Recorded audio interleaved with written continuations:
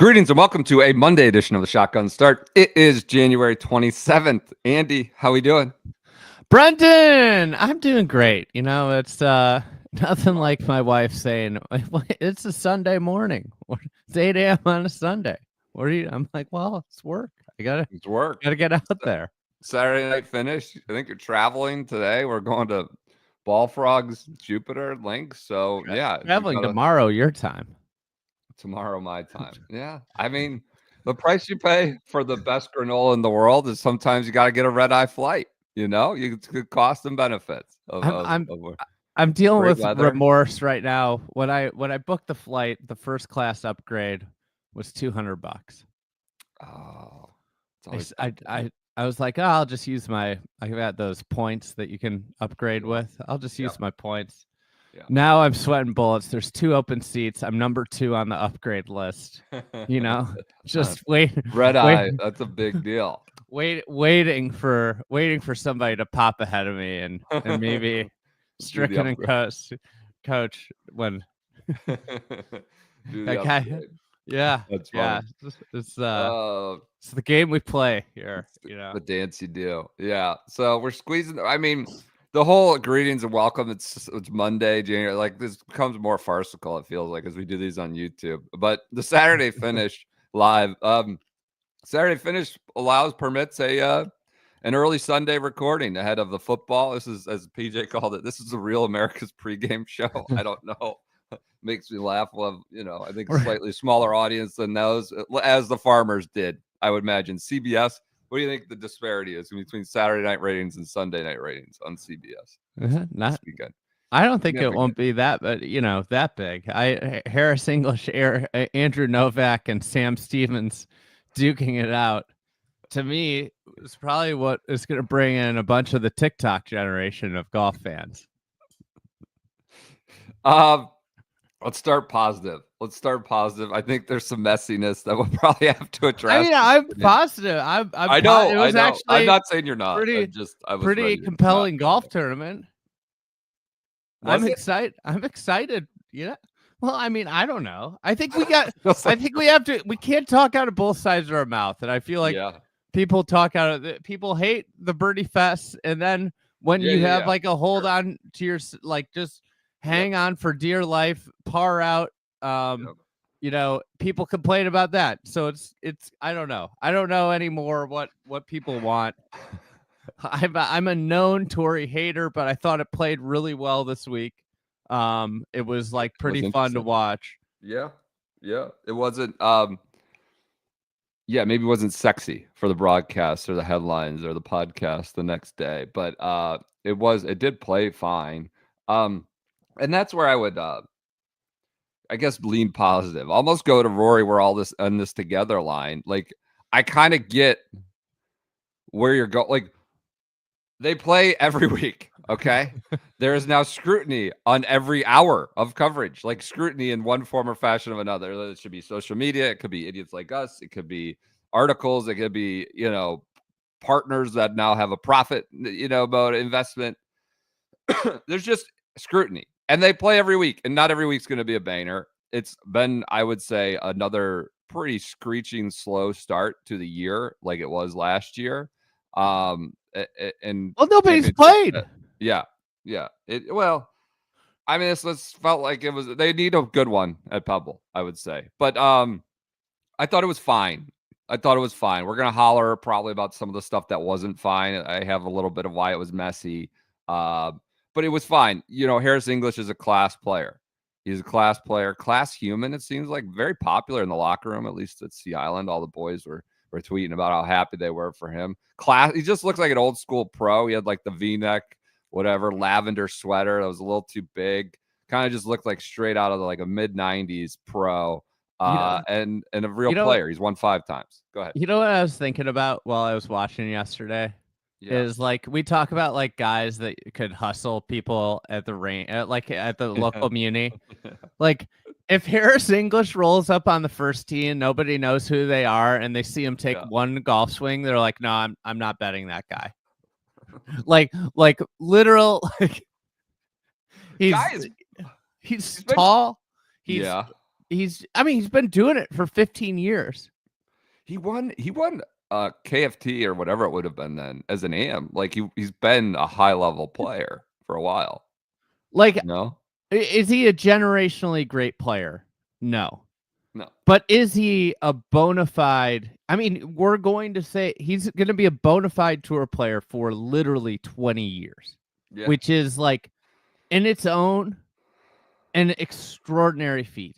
And like you see what's happening on tour with the young kids and how we have all these guys picking up trash bin exemptions to ride out like till they're 40. Like this guy is like a legitimate player and a legitimate high level player. I think like there should be like, you have like your stars, but there should be some category of like anybody that finished in the top 50 on tour 10 plus times. I don't know how many times Harris English has done it at this point, but if you finish in the top 50 of the tour 10 plus times, like you are like if you wanted to make like a cross sports reference, like you're effectively like a championship team starter, but not a star, right? Like the guy that is, third or fourth guy or something like that. Yeah. It'd be like Danny Green, right? And I know Danny Green got dunked on at the end of his career, but he was like so good for so many years. But like just like a guy you'd love to have on your team. What a pull, Danny Green. Okay. Yeah, no, he's now won. He won Travelers 1,000 days ago. That was the big talking point. More than 1,000 days. He had hip surgery in the intervening time. So a significant injury to come back from. Immediately, not immediately, I should say, but gets back to the class that you're talking about. And so he's won Memphis, Mayakoba, Kapalua, Travelers, and now Torrey. Certainly a horse for the Torrey course, as was outlined. Oh, you know what? Another different class of player? Like a Ryder Cupper. If you hit Ryder Cup, like God, that's like it's his entire career. It seems to be boiled down to that and framed in that context. So the Ryder Cupper, like, because it does signify that you were a real stud, at least for one season. And so we do that with whoever, Cole Sertz and Peters and Harris English is kind of I don't know where you slot that. You were very, very good to be on a Ryder Cup, but it feels like it's almost gets used as a crutch too much, certainly, when you're talking about someone like Harris English. Well, you want to talk about storylines for the year. We were tabbing Russell Henley. I think Russell Henley, we slept on another dog. Harris English coming back. He's going to be the American injury redemption story. Valiant return to the Ryder Cup team. Nance called that at the end of the broadcast. I don't know if you saw it, but there's Harris English. You'd have to think he's going to be Ryder Cup or very square in the sights of Keegan Bradley. Immelman's like, that's a great call. Like this is, and he is a bona fide option. But he's out in the Whistling Straits team. He just took one off. He's a hometown guy. We know he's going to galvanize the Long Island crowds. People are going to be lining up to see Harris English. You know what I'm looking at here, Brendan? Yes. I talked about trash bin exemptions. Old Harris, he's rumbling up on 300 mate cuts. At 247 right now. The J.J. Henry Memorial exemption. Love that. Career Money. Did Zach play on the Career Money? He got so much airtime this week. He got the sit-down interview. People were very mad about that on Wednesday or Thursday. I don't know. Wasn't like show us the golf. Why do we have to listen to Zach? But speaking of exemption, is he now the most polarizing player on tour? Has he taken the Patrick Reed Bryson spot? Zach? Yeah. Sure. Should he be on? Like he's kind of like, I don't want to say he's retired, but like he's past his prime. I don't know if you can put someone like that in the polarizing because he's kind of a fringe like at this time. He played fine for a couple days this week. Harry English, makes 12 straight pars. He bogeyed 2 of his first 5 holes. I think he birdied 6. It was his only birdie of the day. Shoots 73 in the final round. I believe that was the highest final round since John Daly to win. It's the highest final round to win this year since John Daly in like 04. I believe it was like the second hardest or the second highest winning score, whatever you want, lowest, whatever you want to call it. 8 under. Was the second highest since the Reese design, which was 20 plus years now. And 12 straight pars, I think, was going to get it done. A lot of it was like insane short game shots, like really class short game, knocking shots down, getting balls to stick, and then He wasn't hitting fairways. No, it was interesting to hear him. Like, he lost to Jason Day here in a playoff, like 2015. And he's like, it's crazy how much you grow. Like, I hit it probably the same off the tee today than I did then. And it's just like, you learn so much that you don't have to be like perfect every day.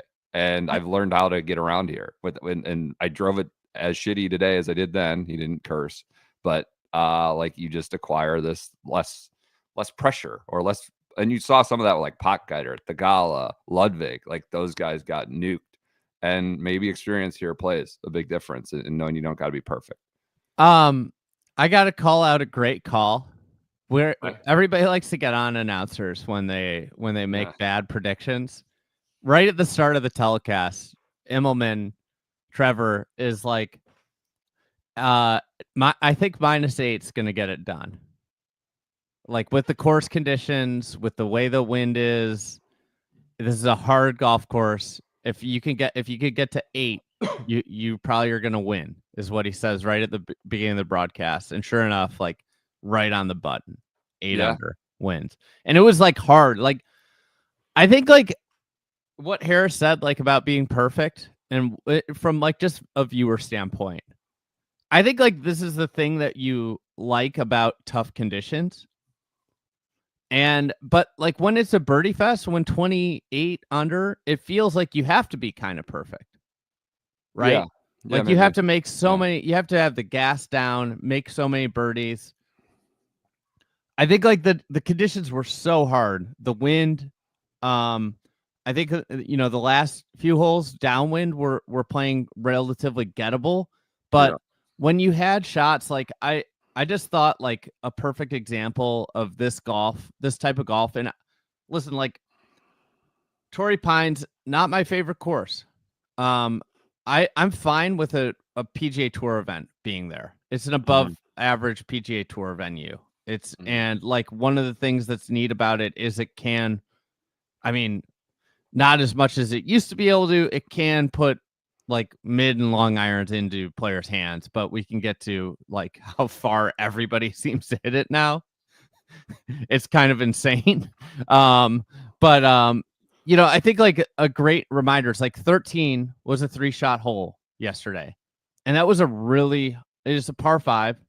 And it was a really hard place to make a birdie. And we see par 5s are just pushovers, but Harris English hits a drive in the fairway, hits a good layup shot, perfect layup shot to the left side of the fairway, a narrow fairway for a right pin. And he's got like, I think like a gap wedge from a flat lie. The pin's on the right, the wind's off the right, and it's firm. Firmer. And that whole location was just on like a little shelf. But anyways, he just, he hedges his bet left a little bit, and all of a sudden, like he lands pin high, it spins off to about 50 feet, and all of a sudden then he's got like he's got a grind to make par.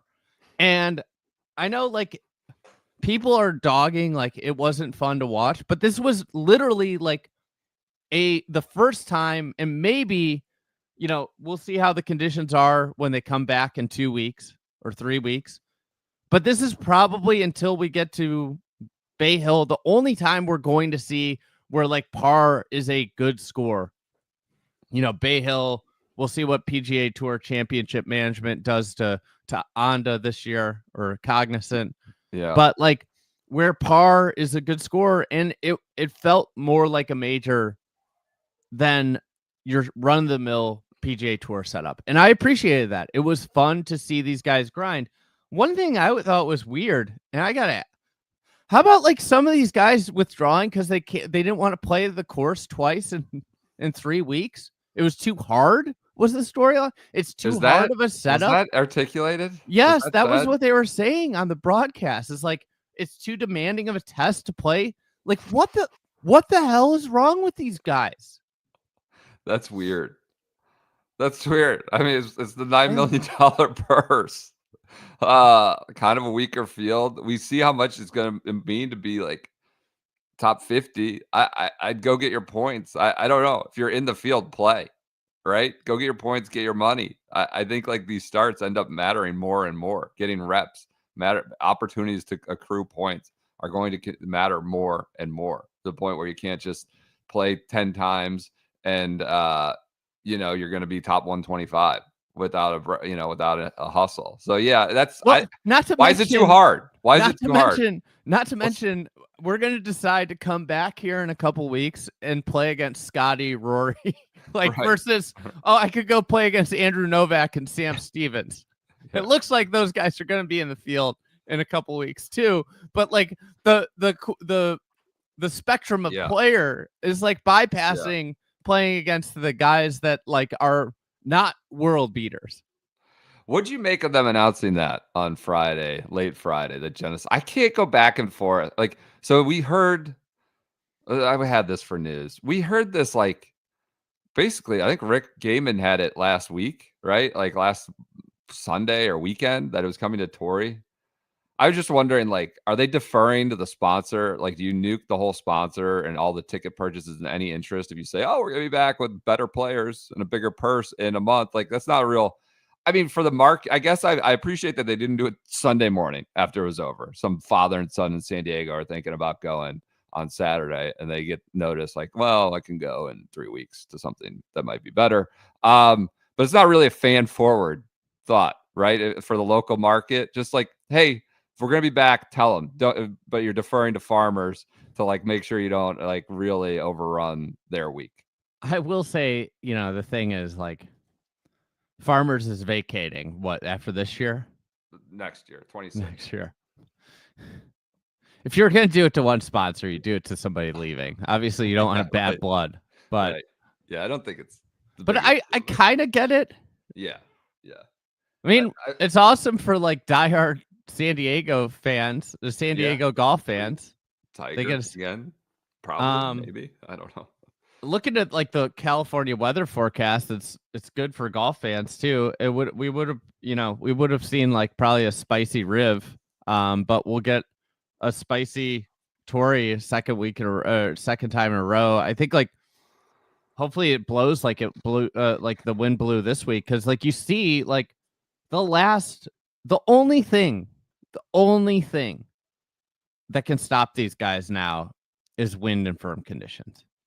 Only thing that can present a challenge to these guys is wind and firm conditions. Lamagna said in our Slack that Lanto Griffin said these are the first, in a walk-in talk, so these were the first firm greens he's played on since last spring. Not last fall, not last summer, like basically a year ago, first firm greens he's played on. So it was interesting in that respect.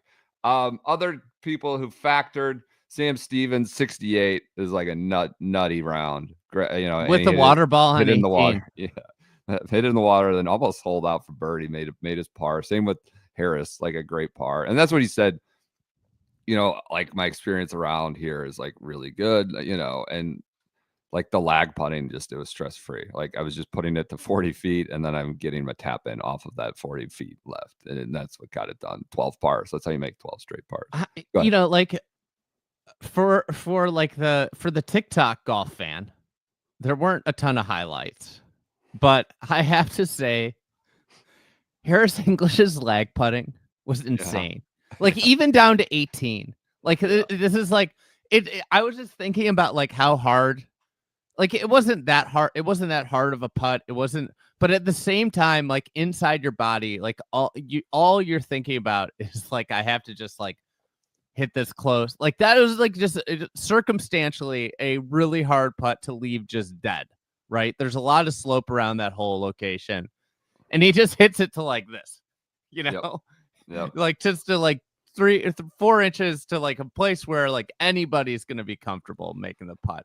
But yeah, the leg, I mean, like leg putting is not sexy. It's not going, that's not why SSG poured in 1.5 billion. But I honestly, for like golf nuts, I think leg putting and holding together, like I thought it was pretty interesting watching Novak play, where like you could tell like the course conditions were hard, but the moment was really hard for him, where he was like, it seemed like he was a little quick with his golf swing. And like, still, he had like the most stressful third place finish ever, where like he had a lot of up and downs that kept him in it. But it was like every hole after every hole, it was like 6-footer, 5-footer here, like saving par, versus like a proven winner, like thoroughbred golfer on tour, Harris, who was not driving the ball well. Like he hit some fairways coming down the stretch that helped him clearly. Like I think it was like he hit like 3 in a row, 13, 14, and maybe 12 were like, but he had hit one fairway up to then.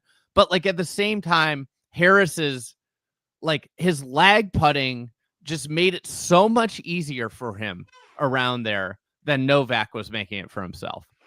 Yep.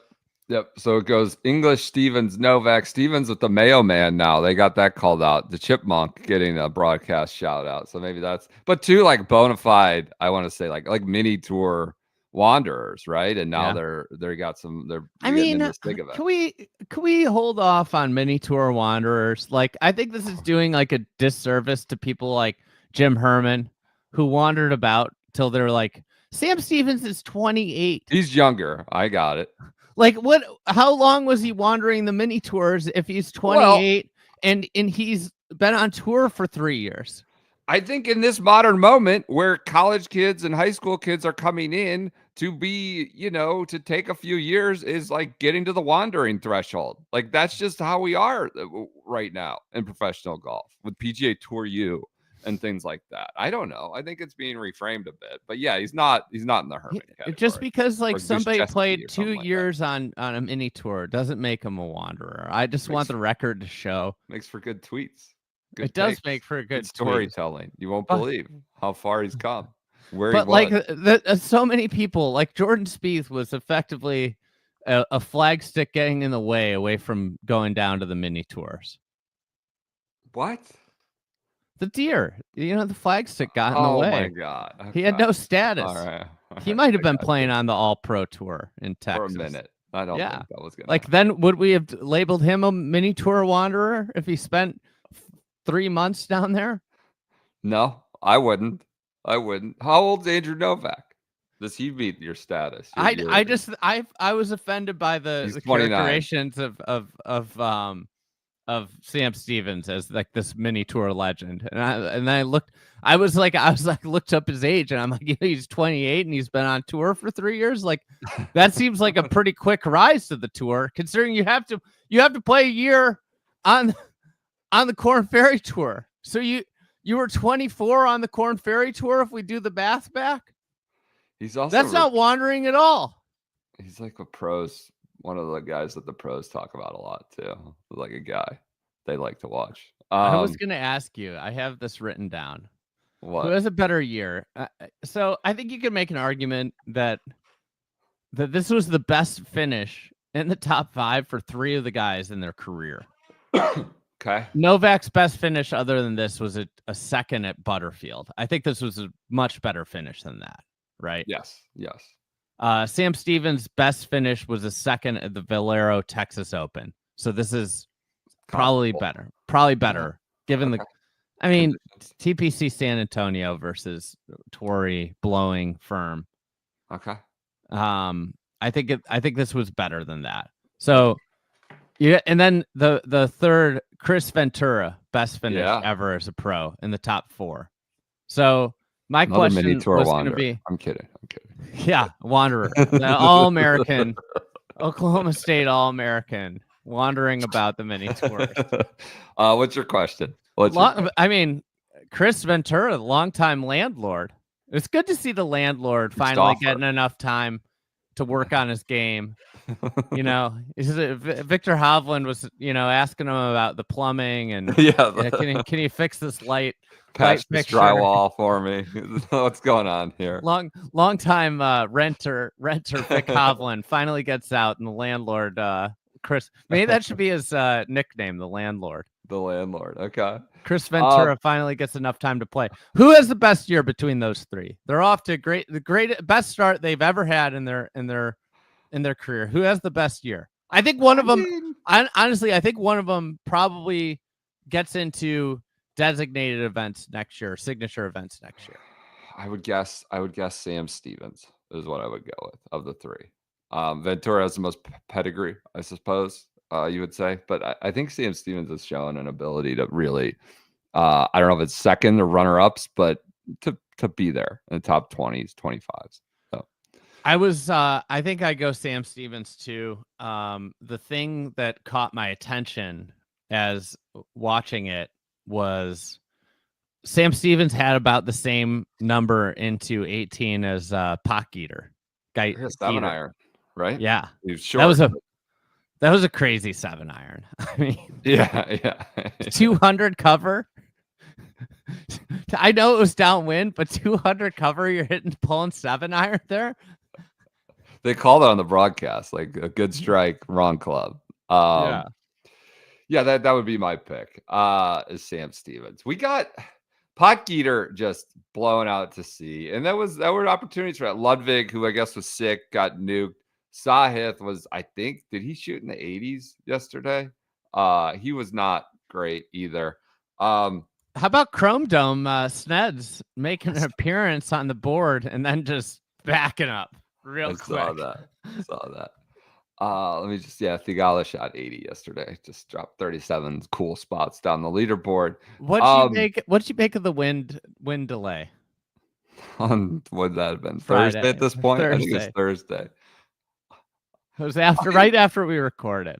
So yeah, it was. This tournament, I love that it was presented. The announcement of it was presented by its brand on the PGA Tour's website, Decorators. How about that? Trex or one of the you can't just say that we're in a delay. It's got a wind delay presented by Decorators. Well, their little widget on the website, their weather widget is weather by Decorators.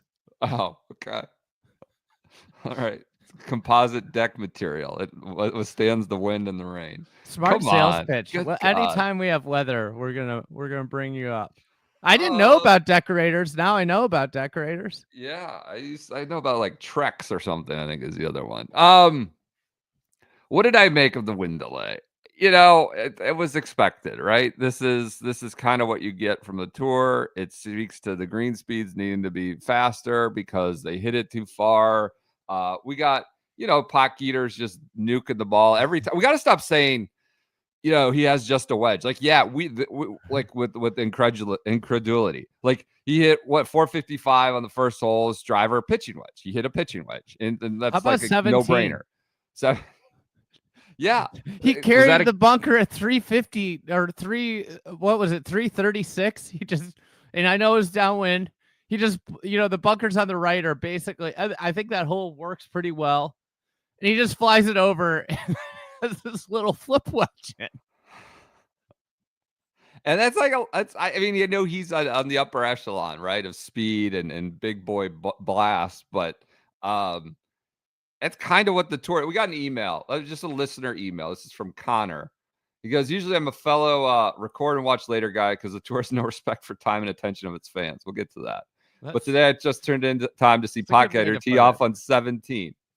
I consider myself a knowledgeable fan, but I must admit I've never heard of this guy before. Oh, well, then you haven't been listening closely. All right, this may make the rest of this. This is a beautiful boy of the shotgun start. No longer with Dratty. I was sad to see that. He wasn't wearing the Dratty stuff, so maybe that's part of the issue. I'm absolutely awestruck at his speed. On first watch, I thought he mishit it, and he still flew at 330 over the bunkers and weather that, in theory, should not support a carry like that. I don't really know where I'm going with this email, but suffice it to say, standard tour golf, as I've come to understand it, is gone, and there's no coming back. He missed big. yet had a simple flip wedge into 20 feet and nearly made a bird. Not because of skill, but simply speed. I might quibble with that. I think like getting to be able to at this speed is a bit of a skill at this point. And still be a pro golfer. I'm not suggesting it's mitigating skill though in a way that prior era. So not because of skill, but simply speed. I've known this for a while, but this is a jarring example of bomb and gouge revolution really hit it home for me today. Much like the 3-point revolution in basketball and the complete, in my opinion, negative change that analytical shift brought, the thinking man's game at the professional level is dead, save for some select major venues. In 10 years, maybe less than 80% of players will be, maybe less than 10 years. 80% of these players will be of this exact mold. Governing body greed, OEMs to blame, lack of tour leadership is to blame. I hate this. It's boring. Just one listener's perspective. Probably a few others maintain that. But yeah, they're hitting wedges all over the place at like what's supposed to be a long and more challenging. This again, if this place in wind with cool ocean air can't get more than a wedge into people's hands, like where can? That's like the question that I would love to hear a, anti-rollbacker like answers. Like, if this place is just driver wedge for pot geeter everywhere, then where can we host a tournament that examines whether he can hit a mid iron from the rough or a mid iron from, like where are these places that you could see him hit 4 mid irons in a round other than just making par threes 230 and having him hit from a tee off a flat lie? Like, where can I see him hit a mid iron off a side slope, which I think is like a long iron off a side slope's a lot different than a long iron off the tee. It's a different level of skill in terms of players that can hit that high towering iron shot off a uneven lie, to a tuck pin or a tough pin, a protected green, versus those that can hit it off a tee. Like, that's my question to, like, do you just think that that's not important? Like, all we care about is they can hit this tennis racket 460cc driver hard? That to me, that's not an equal trade, like that shot versus, and I know people, this again goes to the thing. It's like people complain about the birdie fest, but then the same people will be like, I don't want to watch long irons. That's boring. Pars. And that's like where, like, I had like a little issue with people being like, yesterday, you could say yesterday was boring because of the pace of play. And I don't know the players that were involved with the leaderboard. Like, Harris English doesn't do it for me, but I thought the golf was actually pretty interesting if you just watched the shot. Yeah, I agree with that. So I what we got to, this was it was just messy. It provided, I think weeks are going to flop. There aren't going to be like sexy weeks. I think we're on a run of a few of them in a row now where it's just not been a great 4-week out of the gate stretch for the tour, in my opinion. And after last year and ratings going down and things like that, it was messy. So we had just a spate of WDs before the event begins, and then a spate of WDs during the event, like just guys dropping like flies. Didn't even have a full field. The pace of play was a mess. Dottie Pepper says on Sunday we ended at 5.5, so a little better than 540 last week in the desert where there was no wind. This, I don't want to say it's excusable, but like there was real wind and conditions. I'm not saying that makes 530 okay, but it was, I think, like 50 minutes to play the first 2 holes. Dottie Pepper says, Frank, I think we're starting to need a new word to talk about this pace of play issue, and it's respect. Respect for your fellow competitors, for the fans, for broadcasts, for all of it. It's just got to get better. And Nablo, concurred and supported that. And I just think the tour and its players maybe aren't in a real bargaining leverage position right now to bitch and moan about really much of anything, but certainly that. And I think the broadcast rights partners might be. And so maybe that leads to more broadcasts that are a little like, let's talk about what's right in front of our faces in a little more, I don't know, calling them out. And that's what Dottie did. And it's been pretty bad for 2 weeks in a row. And it's not helping that they didn't have any real star players in the field. They didn't really have any real star players perform. They're having wind disrupt pace of play, wind delays, I should say, cancellation or postponement of play. And it's just, it was slow. It was just really, really brutally slow. And it's not helping at all. And I don't know, we holler about it every week and nothing really gets done. So I don't want to say I'm resigned. Well, how does it change? It seemed like they finished before their window too. Despite how slow, which is even more frightening, is more frightening that the tour has now said, you know what? That tells me the tour has said 540. That's fine. We're fine with 540. Yeah. But again, you see the issue with this. The issue with the pace of play to me really crystallizes when you get to the last 6 holes. And at the point of the last 6 holes, especially when Sam Stevens finished the round, the only 2 players that mattered were Harris English and Andrew Novak. And when you have, I don't know what exactly, roughly 10 minutes between shots, 8 minutes between shots. A lot. Yeah. So you have 8 minutes between shots. It shows up in the telecast. They do not have consequential shots to show, shots that matter outside of this. Now, if you could speed that up by 1 to 2 minutes, it would do wonders for the telecast. This is people are we need to modernize the telecast. Yeah, I agree. There are some things, but I thought CBS, bells and whistles wise, leaps and bounds ahead of NBC. I thought the drone with the shot tracer was freaking awesome.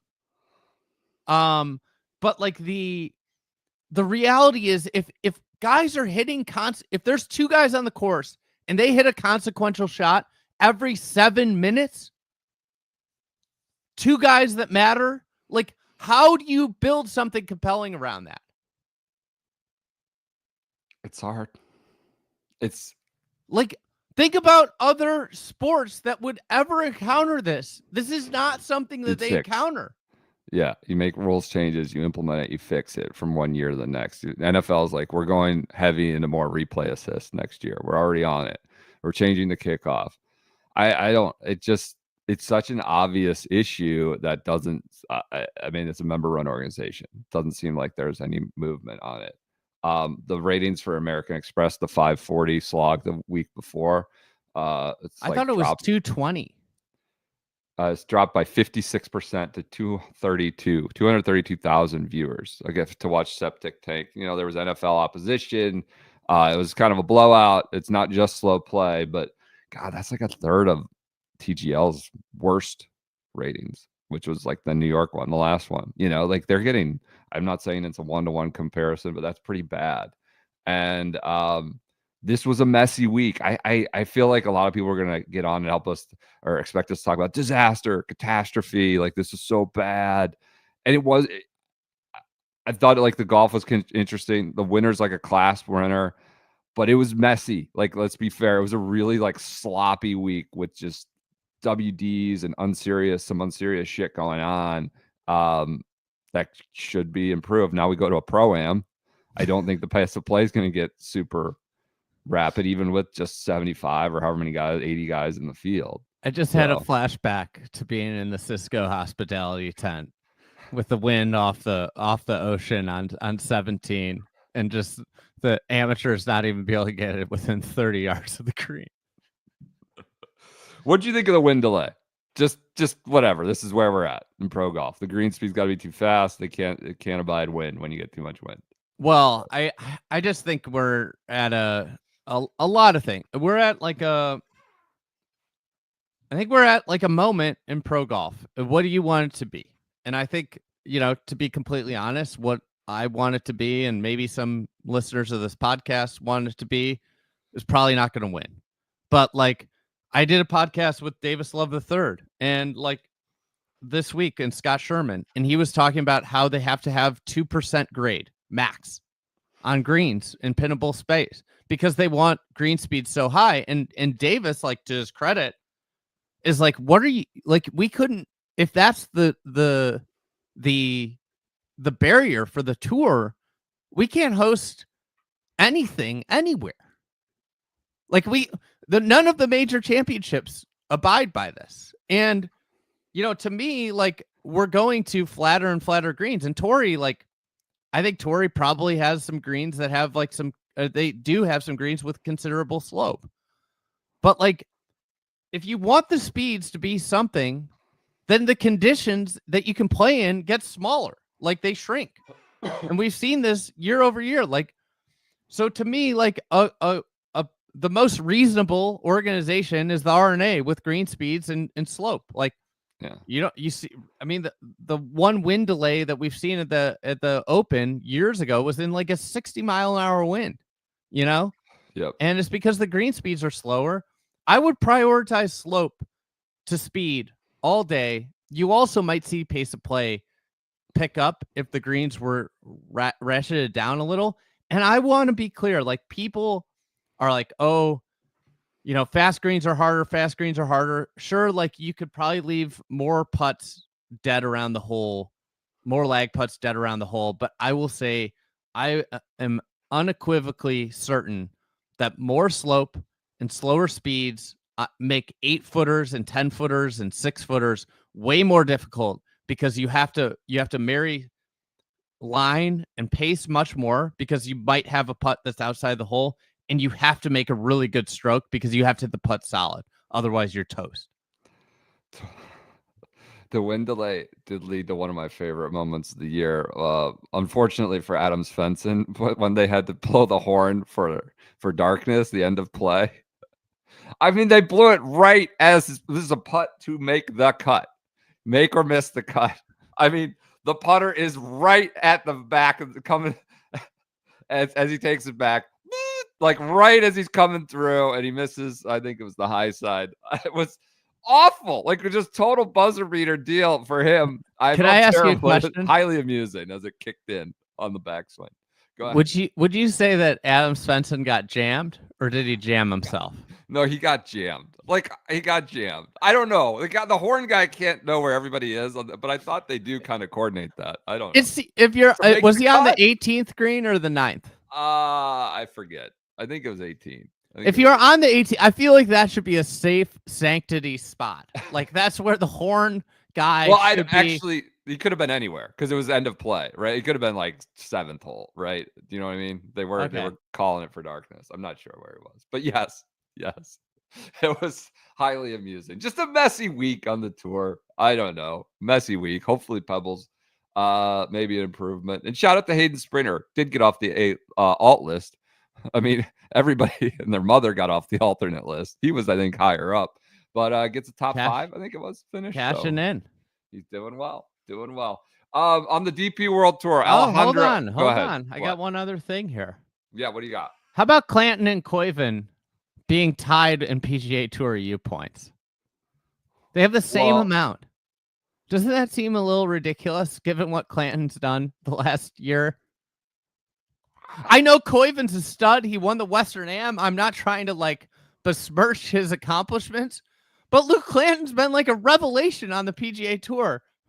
He finishes T15 and he gets the same number of PGA Tour U points as Koiven does, who finished, let's see,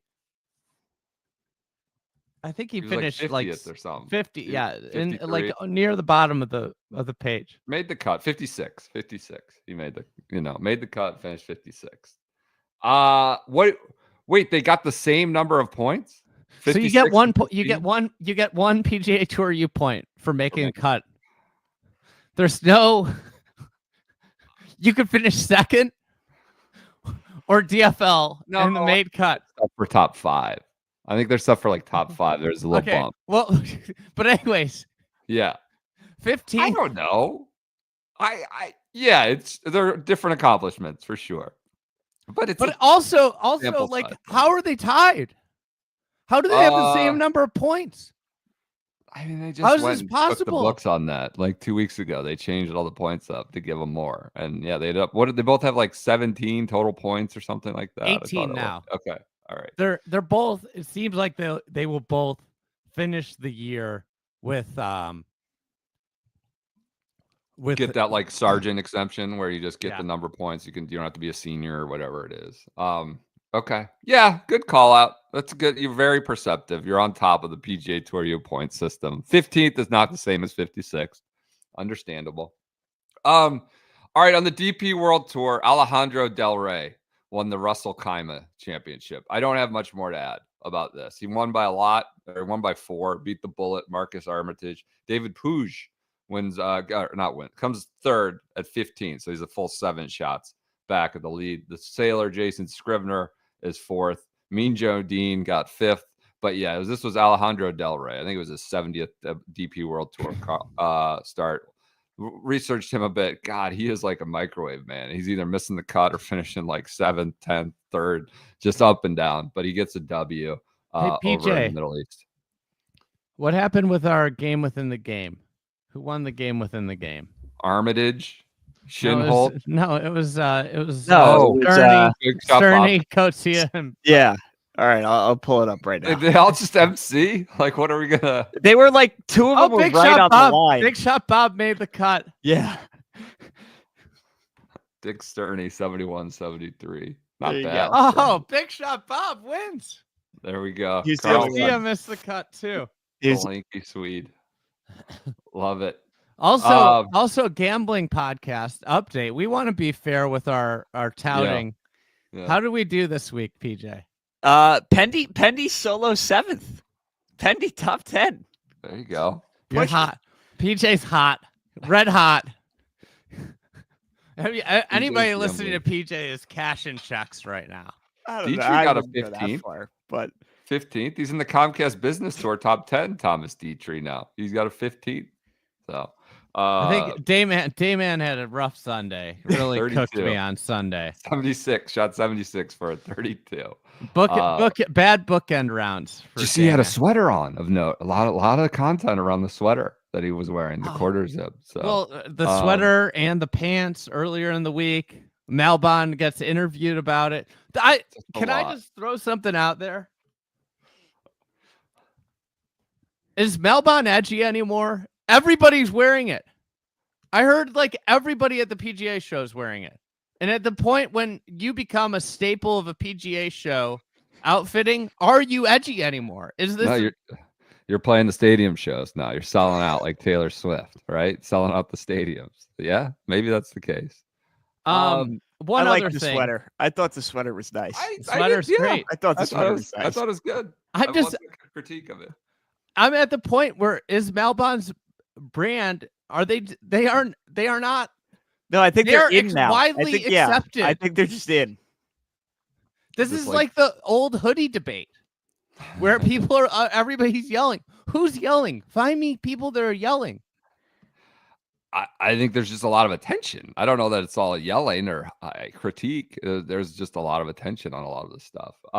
YouTube comment. Another thing I have. Go for the YouTube comment. YouTube comment of the day when you were talking about Zach Johnson being the most polarizing player on tour now. This comes from East River Cotton. If he's polarizing, who's on the other pole? This is a fair when you in the Zach analysis. It's a good comment. All right, what are you gonna say? So can we I know Ludwig had the illness. Yes. I would like to point out, and this is me jumping on something Nance said. This is the opposite of what I did with Immelman, but he said like something like it shows how like he shot 63. He made a comment about how he opened with the 63, and then shot round and finished where he finished. He shot 63. He just like completely ignored. They shot the 63 on the North course. Yeah. His rounds on the South course were 75, 74, 79. Now, he might have been sick. That might have been, but like you have to point out that the 63 happened on the non-major championship, the easier, the more friendly golf course. Yeah, fair. It's a fair point. Yes. He there's like a Sunday thing going on with him that people are rumbling about too much. I don't know. He was injured last year. He was sick today. Sick this week. I don't know. What's that? Gabe Horace, are we gonna have to talk about him having zero clutch gene as a callback to the Sony overuse of the clutch gene? No, I don't think we're in the dire position of talking about this with Ludwig yet. So he's young. I just want to, he's young. This is not a point, but he's 25 years old, and his one win is the RSM. Yeah, he went on the European tour, right? Kranz, Montana, I think he won that. But yes. So what are you saying? He's not done enough for how old he is, or how much hype there's been? I just think we should put into context that Joaquin Niemann's 26. Okay, won some.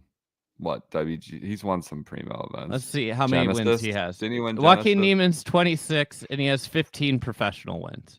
Now, some of them happen on Chilean tour, but just live. Yeah. I and I think it's an interesting. There's so much love with Ludwig, on the range, the pro, oh my god, this guy. What did Max call him? He's a robot. He's amazing. But he's 25. He's very impressive. Yeah. Okay. I mean, how old's Sung Jae Im? Good question. Sanjay got hot yesterday. Sung Jae Im's 26. Okay.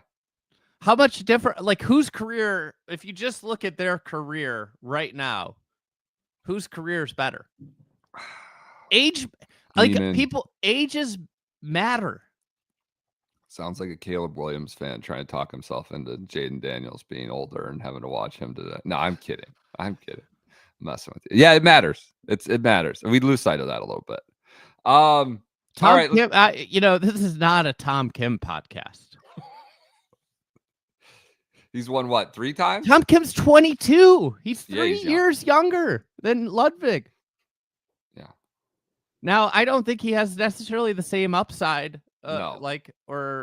I don't think he's gonna. But we have to. Just because he's in his second year on tour, age has to be a part of when we talk about these young guys. Potgieter at age 20. He's young. Where's Potgieter going to be in 5 years? Who knows? He could flame out. It seemed to be missing a lot of the it seemed like he couldn't do long division out there on Sunday. Okay. He was artist of the worst golf hole I've ever seen a professional play at the end of last year in December in South Africa with the blade, the poof, the chunk all in one. But yeah, he's 20. He's only 20. All right. News. Derek Sprague, head of the PGA of America, replaced Seth Waugh, who had some pretty high-minded comments last week in an interview. Spoke further Sprague's about a member, right? Yeah, I think so. Yeah, I think he was running TPC Sawgrass last, I believe. That's just on the front lines there.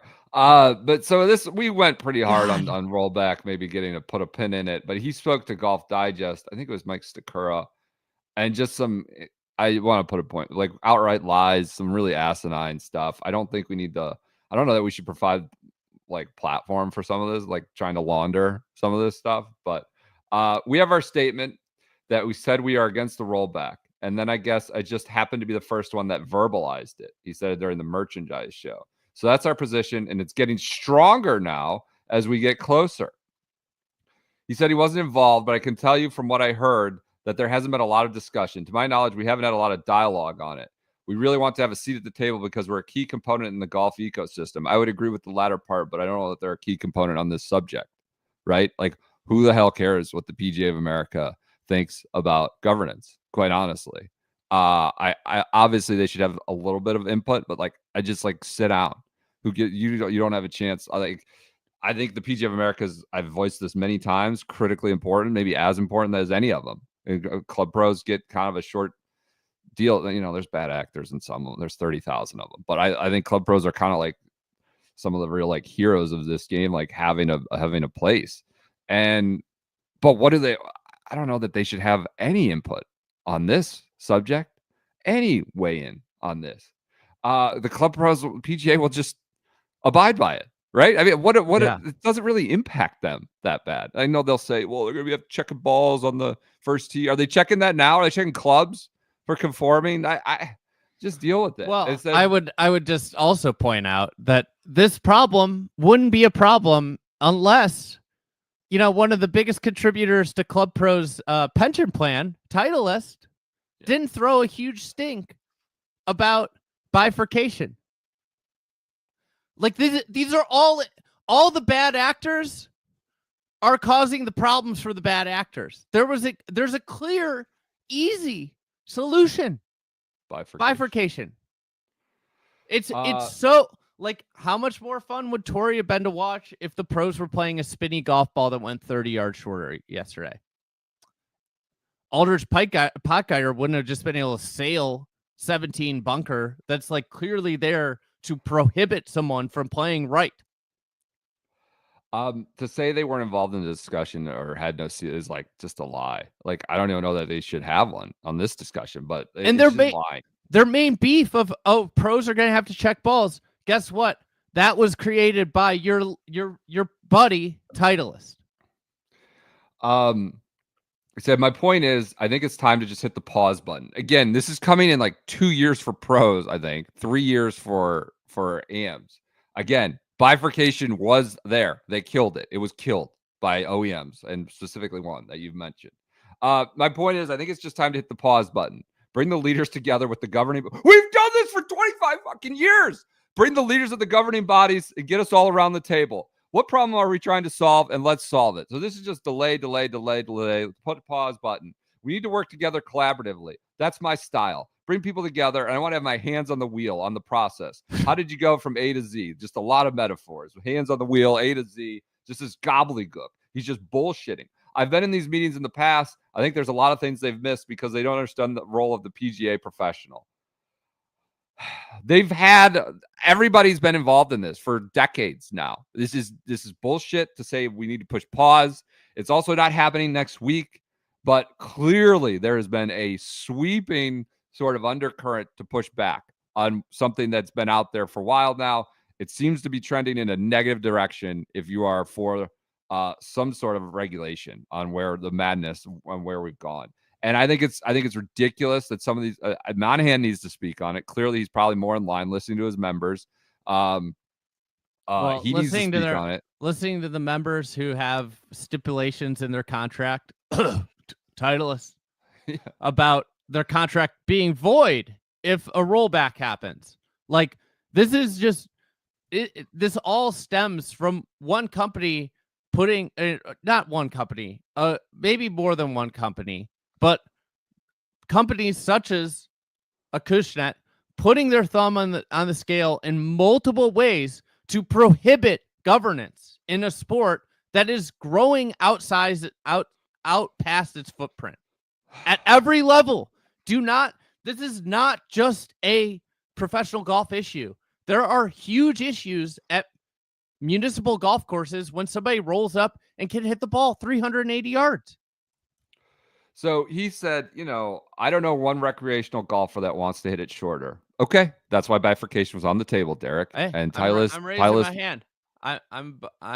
You're one recreational golfer. I will go introduce myself to Sprague and say, hey, pleasure to meet you. I'm a recreational golfer who would like to hit the golf ball shorter. I don't think we want 30 or 40 million golfers to go out and have to not only buy new golf balls, but now buy new equipment to match the new golf ball. So it really puts a burden on the recreational player. Okay, Derek, you can go to Titleist and talk to them about that because they're the ones that killed bifurcation. Go talk to them. That we had a solution for this, and this is a response to them killing that. Go talk to them. And like, we're done. We had bifurcation. This is it's just delay. Put a pause on it. We need to get around the table. Get from A to Z. How do we get this? Let's talk about process and voice. Like, we're 20 years beyond that. And I can't believe he shouldn't even have like the platform really to shovel that bullshit. So that's news. What else happened? LPGA is canceling the Fur Hills Savory Park Championship at Palos Verdes in the Los Angeles area because, quote, unavoidable due to the event underwriter failing to fulfill any portion of its payment obligations to the LPGA Tour for the 24 and 25 events. So last year, how does it get on the schedule without paying for 24? This is bananas. So I think, if I'm reading this right, this is a Brentley article. LPGA members who aren't qualified for the winners only, the Tournament of Champions thing that they have in Orlando, which is this coming week, there are 3 limited fields events in Asia beginning late February, and there are only 3 full field tournaments before the first major, the end of April, Chevron. 3 full field tournaments now. I mean, I guess this would have been 4. It's not like massive, but 3 full field events before the first major. This is on the Mali administration here. Mali Marco Samal. Yeah. This is really bad. What was the statement? We are deeply disappointed to announce that this year's Fur Hill, this is Liz Moore interim. We apologize for the impact this has on our players. We also want to express our heartfelt gratitude. They want to go back. We remain dedicated to bring this event back to our schedule to honor the incredible legacy of Savory Park, who's been a wonder. Like, honestly, this is embarrassing. Like, Savory Park, good course for the LPGA, Palos Verdes. We've done a lot of work cool spotlighting place. that. Really cool course. Really bad that this happened. Genesis officially coming. I think we need MetaHeal to come back. Pebble Field is out, so we have the Aon Swing 5, which is just Sony Amex, and then this last week Farmers. Those 3 events. You have Sam Stevens, JJ Spawn, Andrew Novak, Justin Lauer, and Lee Hodges. Hodges just barely clipped Chuck Hoffman. He did, yes. I saw Chuck Hoffman projected in. So the next cutoff will include the Phoenix Open. So expect Chuck Tough, who's just a real horse for that course, unless the Tough's getting him way. Well, he might make the Genesis cutoff. He could beat anybody. Sponsors for Pebble this coming week. Sponsors exemptions. Did you see these? Spieth? Yep. Mav? Nope. I think he was already in. Yeah, he was in from Aon Next 10 from the fall because he won RSM. Sponsors exemptions are Jordan Spieth, Gary Woodland, I think an appropriate one, 2019 winner at Pebble, a bigger name. I mean, none of them are necessarily appropriate as we've outlined in our newsletter, but Spieth, Woodland, Keith Mitchell, Kashmir Keith, and Ricky Fowler got the sponsors exemption, got the last sponsors exemption. Interesting. I don't know. Charlie Hoffman, you might be bothered by that. Or one of these guys who was 51st last year or something. How long? I don't. He's a nice guy. He seems like an awesome human being, but and he's very, very popular.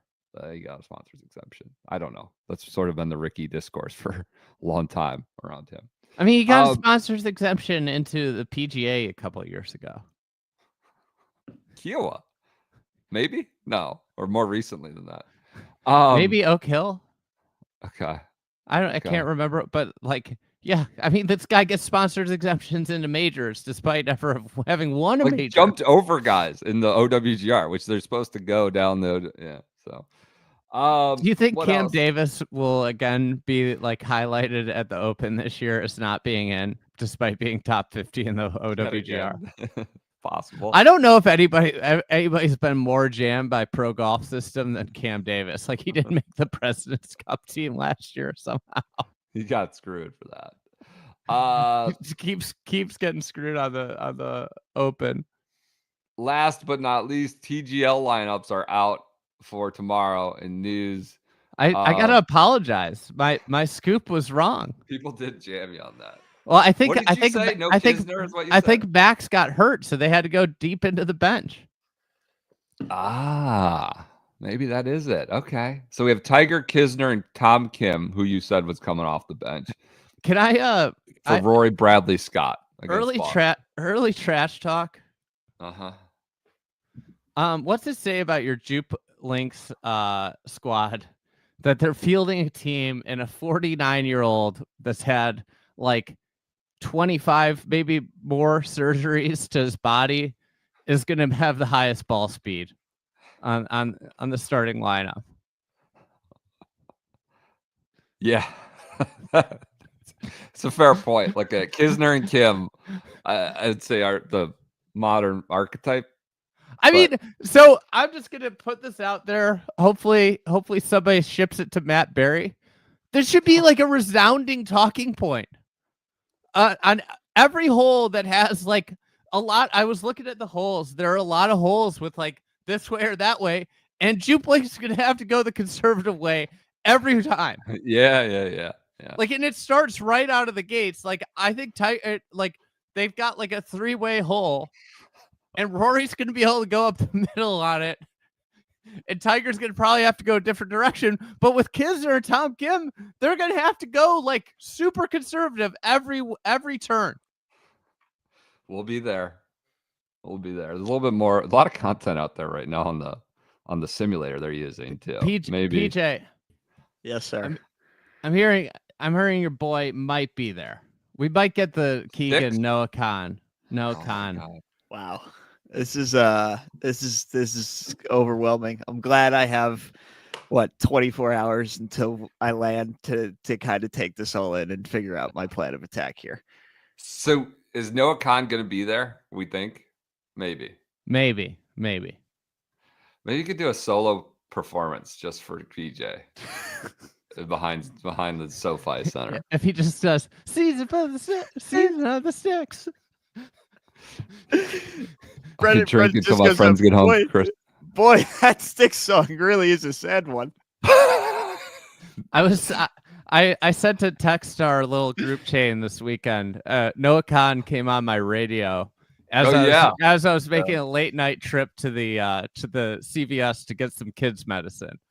And I said I'm feeling the Sticks vibe right now. I'm feeling the Noah Khan vibe right now. Late night run to get your kids medicine is that's sad boy music. Yeah, that's right. Ball for X taking over the airwaves, taking over the SoFi Center. SoFi Dome, the SoFi Dome. True Grit, whatever that was. Okay. The Johnnies are hot. Johnnies are really hot. Do you think Keegan's locked into the Johnnies? I hope so. I mean, it's the best team of my lifetime. So if he's not, I don't know what he's doing. God, I hope he is. I feel bad for you that you weren't alive for the LeVar Postel era of the Johnnies. Maybe alive, but not conscious. Yeah, not conscious. Yeah. God, that's sad for me. That guy was an all-time college basketball player. You probably wouldn't have been alive for the Felipe Lopez SI No, I definitely cover. was not alive for Felipe. Yeah. Felipe goes to like every game though. He still lives around here. I can believe that. Yeah.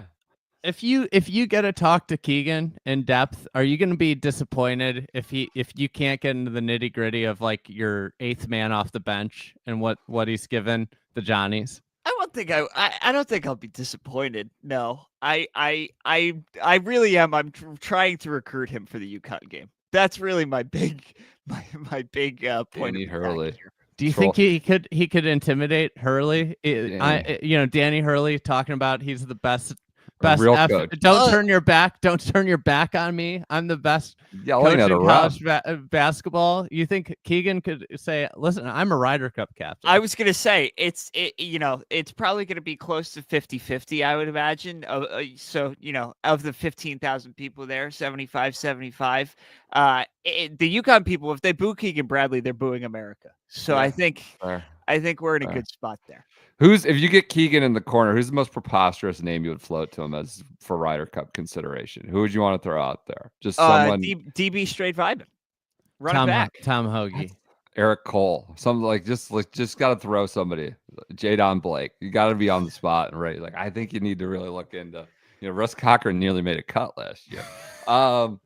All right, picks today. My commies, my wife and son say they're going to Super Bowl. If they may, I was like, well, that's going to be like $15,000. I don't think we're going, but Well, who do we have in the Super Bowl? The Eagles Chiefs outcome would be. I think I have nothing against those it's fan bases. It would just be kind of, as an impartial viewer, we've seen that too much.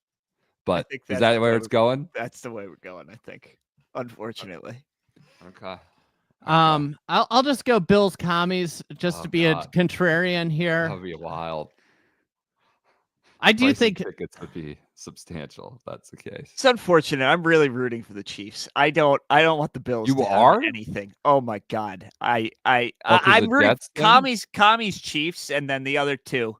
It's a race Okay. to the bottom. Can I give you a Okay. crazy? So my Okay. cousin was out here last weekend. My cousin is a Chiefs season ticket holder, and let me tell Okay. you how, like, for the three of us, football fandom, imagine the entitlement of this.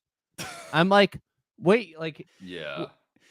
I'll just go next week. we played golf during the Chiefs Texans game, and Oh my God. before I'm like, we Oh can my cancel. God. Like, we had set this up before. Yeah. The the everything. Schedule. Yeah. And literally this thing he's like, no, it's fine. I know we're gonna win. And I was like, what about, he barely made, and he sold his tickets. He's like, the market was shit. I basically sold them for face value. He goes, everybody at this point just saves up for championship game and goes for the championship game. Crazy. Like, There's a lot of Chiefs backlash. A lot of Chiefs backlash going on right now. Shepty's putting out ref propaganda. I know he is. He's talking about how they've had 0 roughing the passers called against them and 6 called for them and all this stuff. And yeah, it's that train is really moving down the tracks at this point. The anti-Chiefs and the referee stuff. So I hope for my Bills, my beloved Lake Erie brethren, they get in. I got a text from my buddy who's a Bills fan, just like manic text late last night. I'm in serious panic attack mode. Sat next to a person at my kids' gymnastics who was a big Commanders fan. We were talking about, all the gear from how they still have all the Super Bowl gear.